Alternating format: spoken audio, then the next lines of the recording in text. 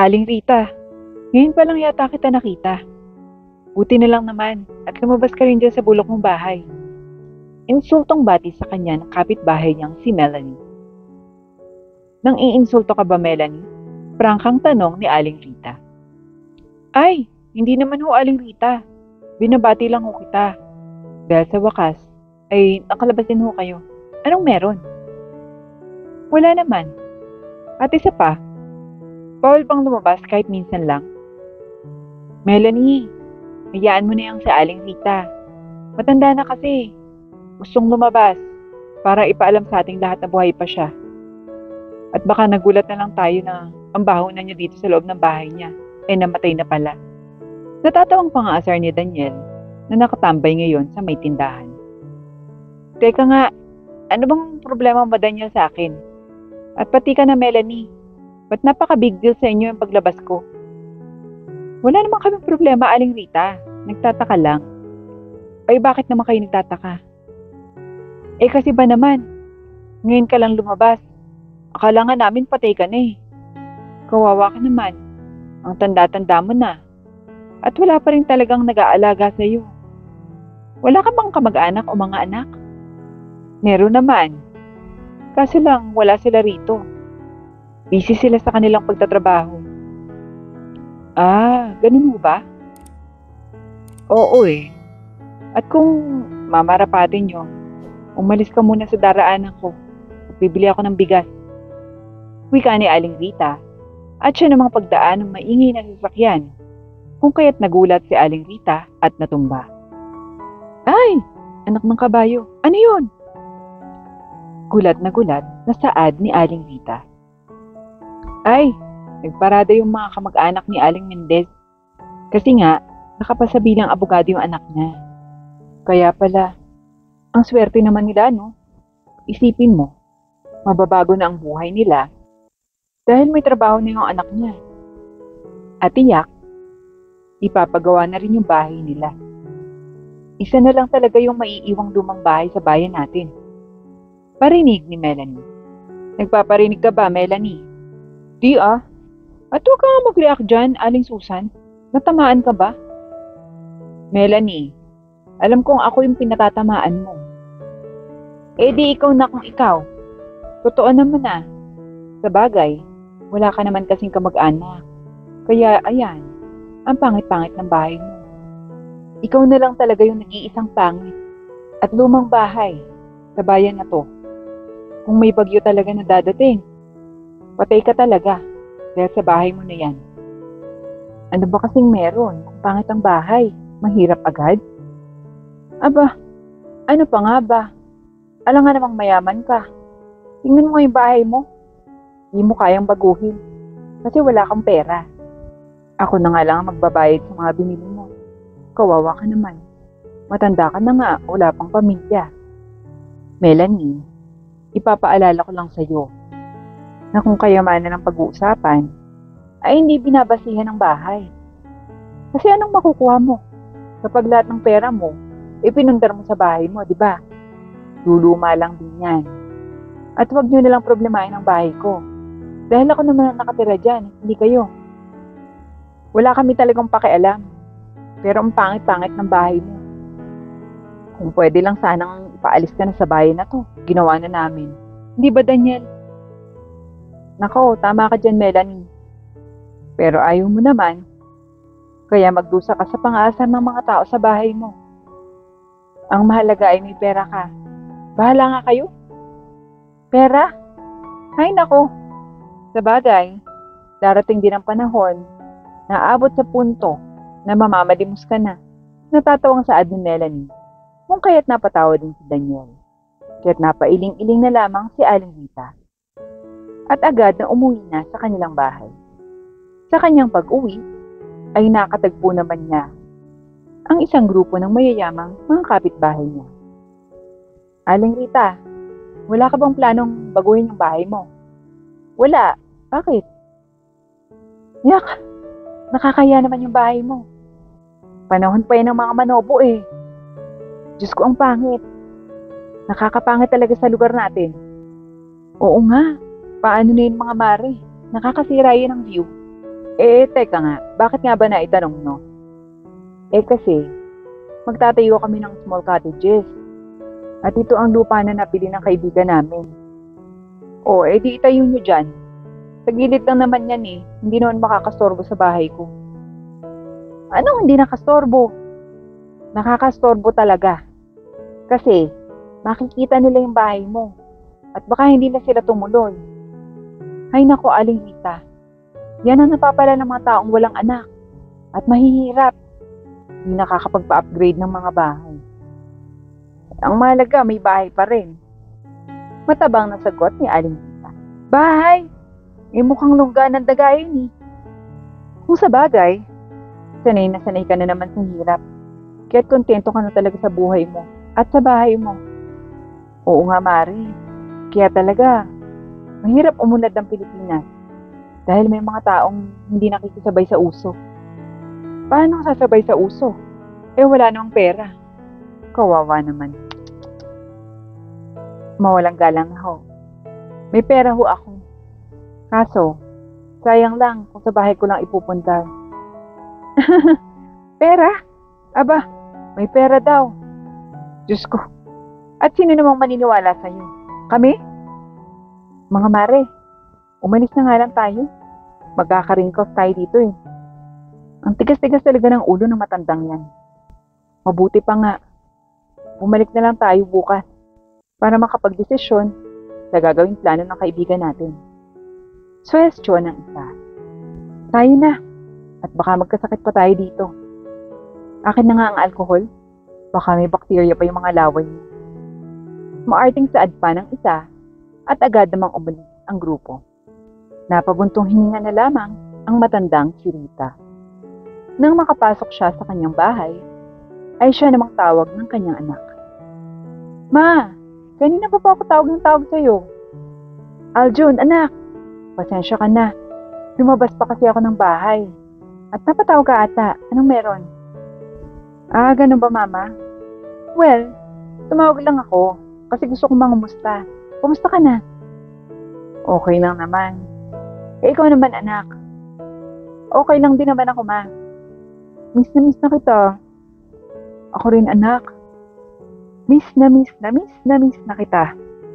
Mama, kung papadalan ko na lang ko kayo ng pera, para naman makapunta kayo dito sa Maynila at makapagpasyal din tayo. Suwestyon ng kanyang anak. Anak Aljun, hindi ko iiwan ang bahay natin dito. Mama, isang linggo ka lang namang mawawala. At isa pa, kumusta na pala yung bahay natin dyan? Nasira na ba talaga? Okay pa naman siya, pero lumang-luma talaga. Pero huwag kang mag-alala, matutulugan pa naman. At isa pa, huwag ka nang magplano na ipaparenovate ko. Kasi, sayang lang yung magiging gastos. Ma, ayoko lang namang maliitin ka dyan. Lalong-lalo na ng mayayaman nating mga kapitbahay dyan. Naku anak, hayaan mo na yan. Hayaan mo silang mang-asar. At manliit. Ang mahalaga ay hindi ako nang mamaliit. Kakarmahin lang naman yan sila. Pero ma, wala nang pero-pero anak. Bakit kaya hindi na lang ikaw ang pumunta dito? Kung gusto mo ako makabanding. Sigurado ka ba dyan, Mama?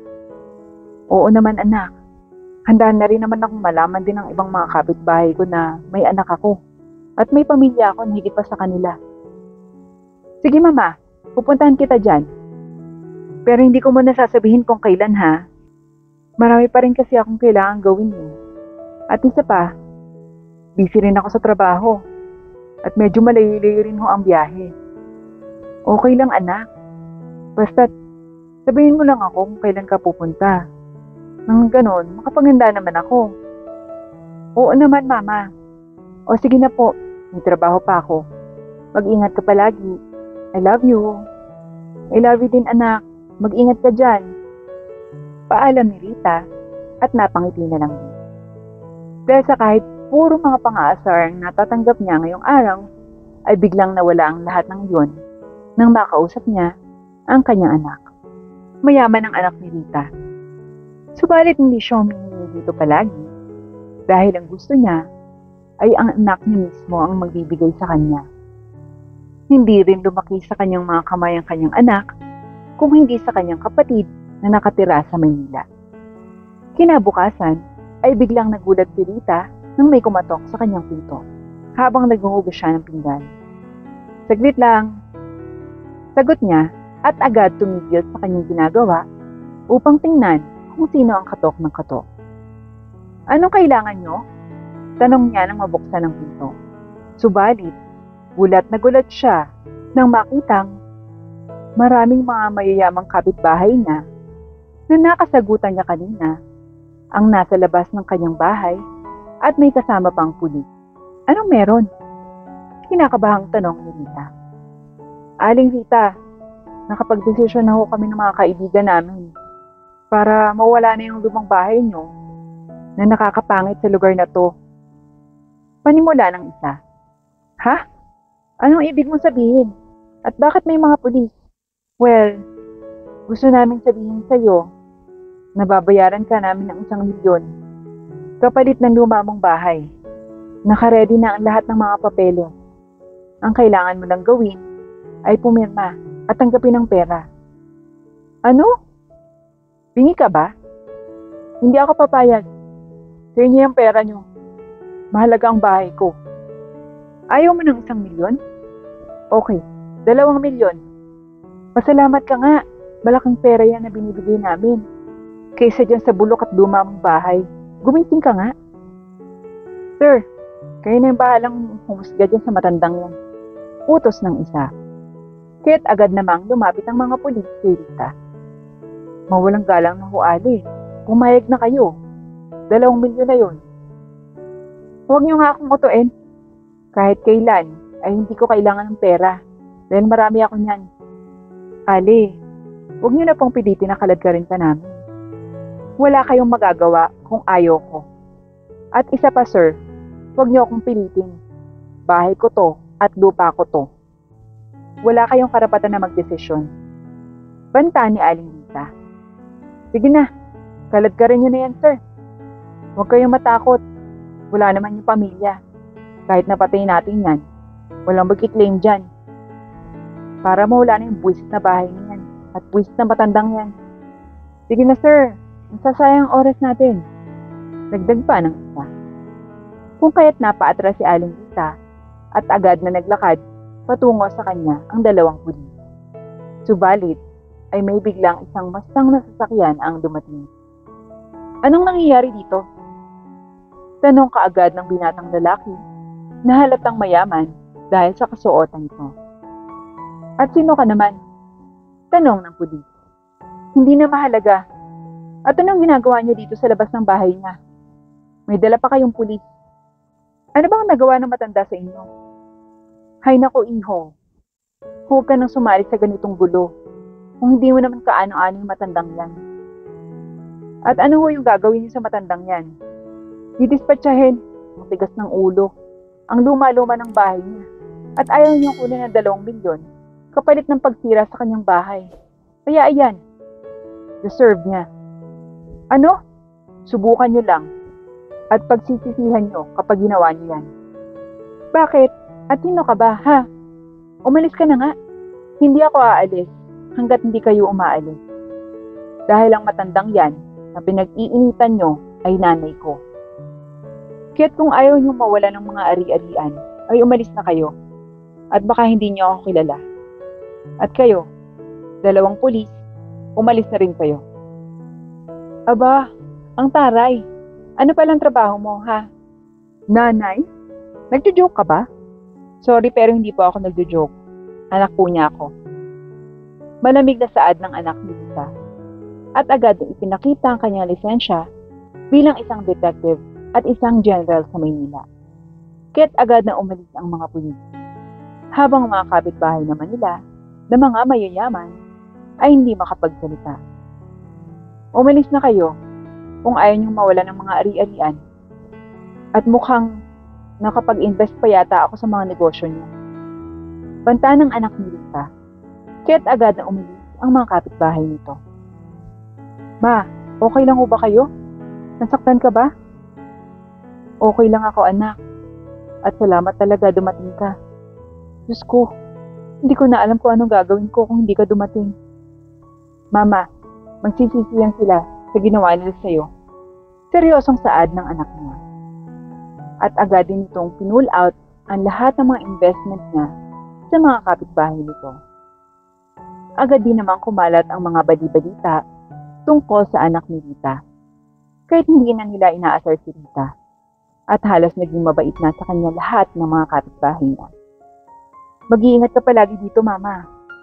Paalam ng kanyang anak sa kanya. Ayaw niya kasing sumama sa kanyang anak at nagpaiwan na lamang siya sa kanilang bayan. Ika nga, home is where the heart is.